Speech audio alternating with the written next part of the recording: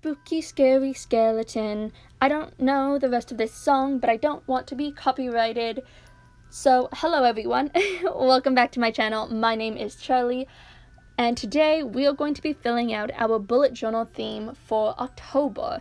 And for this theme, I knew exactly what I wanted and I went all out. Like, not June all out or April all out. I went all out, as in I have cutting, I have paint, I have marker.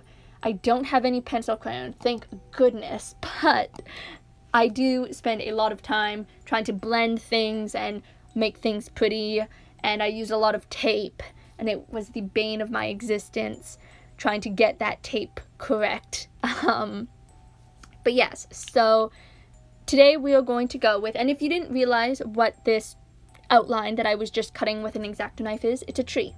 So today we are going to go with the theme life and death, life versus death, life beyond death. So this is our theme for this month's bullet journal, and I'm very proud of myself because I've done so many October themes that involve pumpkins that my October themes tend to just be orange and black, and I am sick of having themes that are just orange and black. So blue and white and black and brown are the new black and orange.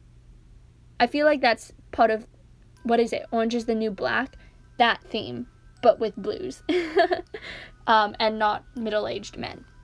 So yes, today we are going to be doing a lot of coloring, and on one side I have the life part, and on the other side of the cover spread I have the death part. That's a bunch of dark browns, and I actually finished this entire spread pretty much on the left hand side when I realized that there wasn't a lot of contrast, and so I decided that I would add a moon, because moons provide contrast and look great. So the only thing I have to say about this is that I do feel like my death side looks more like a night spread than a dead spread. But I do add a little like ripped tombstone at the end, which I think helps to solidify its darkness. But yeah, and drawing a moon is always fun. I love using stencils to like make shapes because it's so satisfying. Anyways, so here we have the moonlight, and I also struggled actually with the moonlight because while I'm painting, as I've mentioned plenty of times, this paper is not meant for water. So most of the time my paintbrush was just wet by whatever paint I had on it. In addition, the moonlight was another struggle that I had because normally I paint the moonlight first and then I paint the moon on top of it with my stencil. This time I painted the moon first and then the moonlight around it. So I did struggle a little bit there trying to get the correct gradient that I wanted, but in the end I actually found that it didn't really matter because the silhouette of the moon, or the silhouette of the tree in front of the moon overtook the spread and made it the subject, and I actually really like how it turned out. I also added a little tombstone so that you knew that it was supposed to be death and not just a night scene, and I got rid of any stars because you don't want pretty twinkling stars where there's death, right? So there we have it.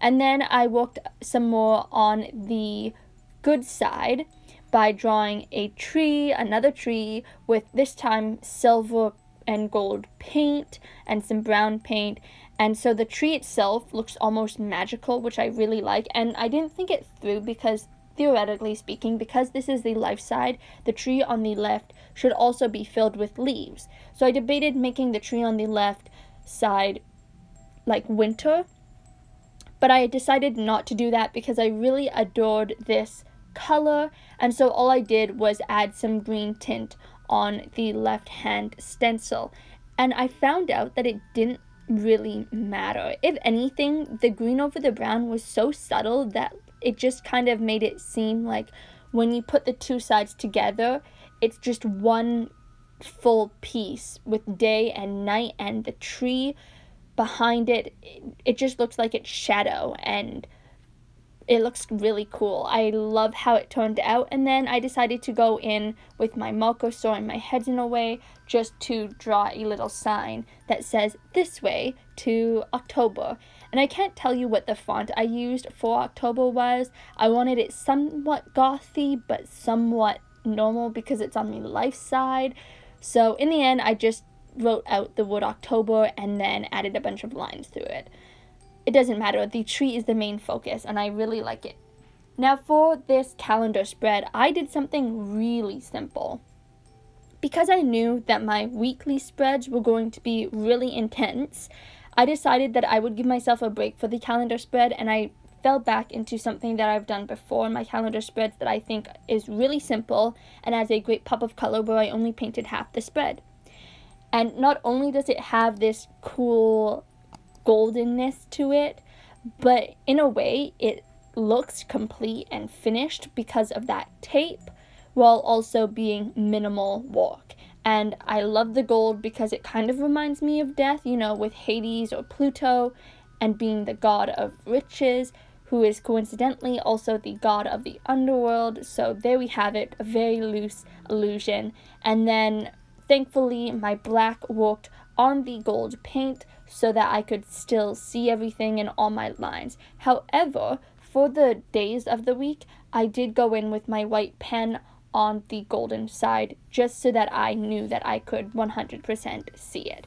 And overall, I really like how this monthly calendar worked out. You can see I got a little lazy. I even used my finger for part of it, but I think it looks actually fantastic for the minimal amount of work that I did on this. And I suggest a spread like this to anyone and everyone, because you honestly don't need to do that much work for it to look good. And you could even do this for your weekly spreads or your main spread. I just haven't yet. You know what? That is a good idea. I might do that for like a November spread or a December spread. That would look cool, I think, and very minimal.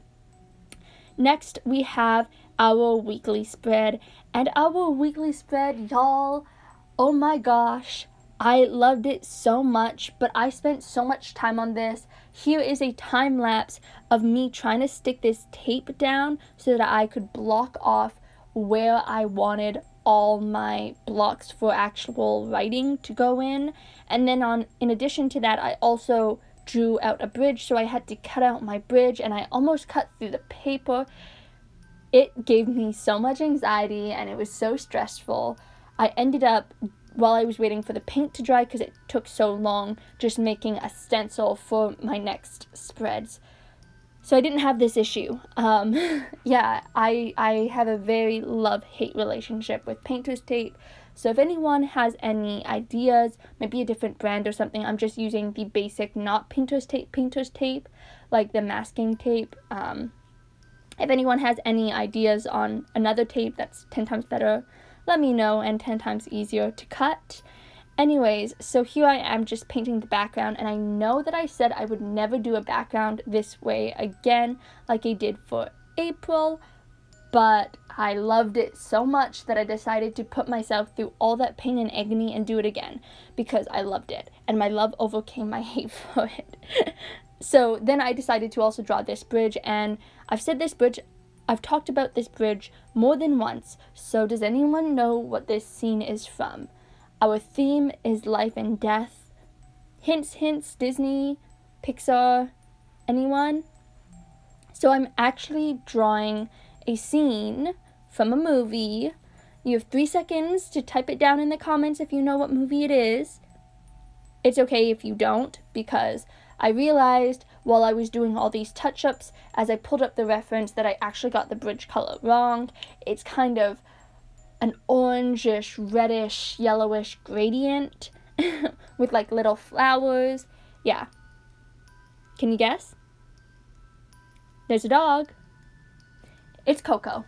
Yeah, so I decided to draw Coco for a reason, for a very valued reason, but I will get to that in my flip through. Here we do have my spread for Coco. Very simple.